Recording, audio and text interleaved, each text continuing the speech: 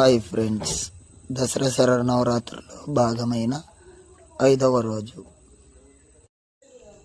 కోనేటిపాలెం శ్రీ కొల్లాపురమ్మ దేవి మహాలక్ష్మీదేవిగా దర్శనమిస్తూ ఉన్నారు.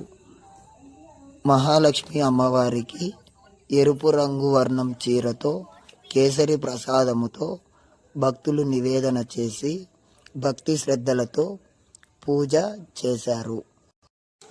తదనంతరం భక్తులకు ప్రసాదం పెట్టి అమ్మవారి కృపకు పాత్రులయ్యారు. అమ్మవారికి ఆకు పూజలు గట్టి అమ్మవారిని అలంకరణ చేసి భక్తి శ్రద్ధలతో పూజ చేశారు.